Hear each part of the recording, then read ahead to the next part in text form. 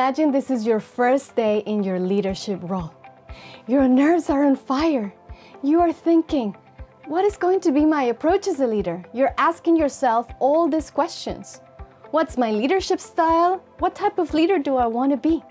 And you have to decide fairly fast because you're about to present in front of your board members, team leaders, your employees, and fellow peers in just 3 seconds. They're waiting behind that door for you to tell them what's going to be the direction that you're going to take as a leader. For business owners, culture is everything, and this culture originates from our leadership. This also determines the way that we conduct business both internally and externally, and the way that we communicate with our customers. There are around 10 styles of leadership in the world, from the autocratic one of you do as I tell, to the more laissez-faire style when I am hands off and letting the employees swim in their own current. But normally when an employee is promoted to a leadership role, they're just expected to know what to do and to take a leadership direction of their choice. And this could be a positive or a negative result to the company. So, if I ask you today, who are you and what do you want? Are you able to answer these 2 simple questions with authenticity, vulnerability, and openness?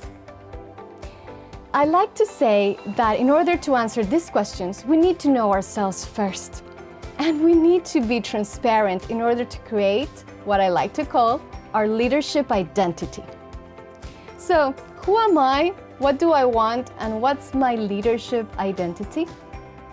My name is Yamilet Cano. I'm an artist, I'm a ballerina, a Mexican Latin American woman, an entrepreneur who is trying to push barriers in my own industry. With the hard work and especially with all the support of those around me, my loved ones, my fellow peers, and those who came before me, I am able to be here with you.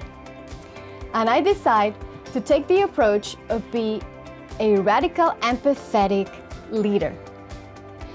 I want to coach my team, not to manage them.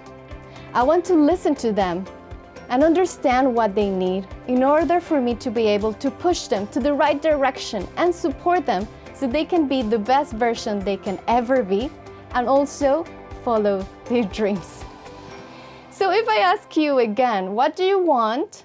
Who are you and what's your leadership identity? What's going to be the answer? Everyone has different answers because we all have diverse backgrounds, languages, likes, dislikes, objectives. It doesn't matter. What it matters is that we answer this question with confidence and that we are able to create an identity with drive and passion. I believe that leadership is a performing art, and it starts with you. We can constantly develop ourselves and get better every single day. And this belief started because I had a 20+ years career as a ballerina.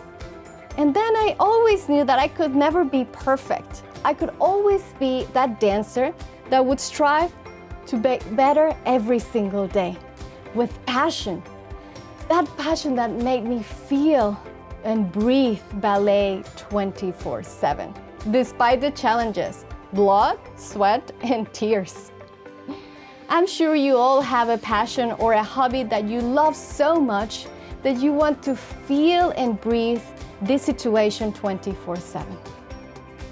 When you're passionate about something, it pushes you forward in order to be better. So why don't we think about this and be passionate about being better leaders? Having a leadership that could be balanced, not only with one approach or the other, analytical or emotional, but with a combination of both, where we can utilize empathy as our superpower. It doesn't matter the journey that you take. You don't have to be a ballerina in order to be successful. You can only think about that passion and use a structure. Take an intention, be tenacious, and practice. This is the way that you can structure your leadership approach. Once you understand who you are and what do you want, you need to find what drives you. And in order to find what drives you, we also have to ask those questions of, why do I like being a leader? What do I like the most of being a leader? When you have the drive, you can then add on that intention. And why not adding on the intention of being empathetic? But not only empathetic, but radically empathetic. But what does radical empathy mean? Well, it's not very different from empathy, but it's actually empathy in overdrive. Being empathetic means that we try to understand the other person. We want to be in that other person's shoes. But being radically empathetic means that we take action. We take that step forward in order to improve that person's life and society in general. When you are empathetic, perhaps you try to be a better listener and give advice to others.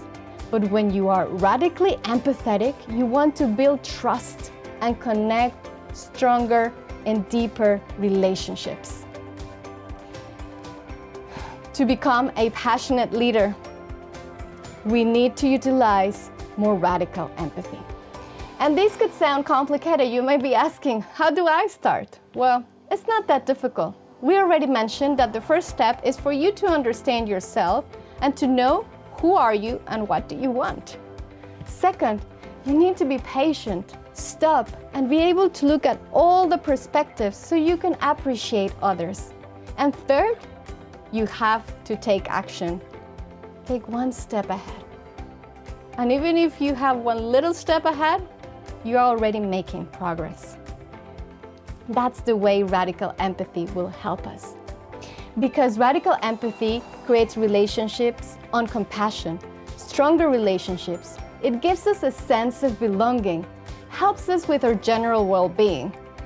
It makes us feel joy, give joy, and enjoy joy. Be more agile and have a mission. So, why not be more radically empathetic? If you're going to take something from a Mexican ballerina turned entrepreneur living in Hong Kong for 13 years and being bold enough to lead with radical empathy, I would like you to take this. First of all, be bold. We as leaders are supposed to take our organizations to succeed. But why don't we also elevate others through that process? Understand your team. Understand where they're coming from. What do they want? What are their fears? And why are they taking the decisions that are in front of them? This is not difficult, but it's not easy. It takes practice, like everything in life, but it's a very bold move. And leadership has never been that easy anyways. Be loud and clear. Advocate for radical empathy everywhere, not only in your workplace, but also with your friends, your peers, and all of your network. And last but not least, remember that it all starts with you and your intention. I'm going to close with a quote of one of my favorite bold leaders, Maya Angelou. And as you may have heard, she said that people are not going to remember what you said, people are not going to remember what you did, but they are certainly going to remember how you make them feel. And this is what radical empathy is all about. So why don't we start being bold, using more radical empathy, and also make people feel valued, seen, and nurtured? Thank you very much.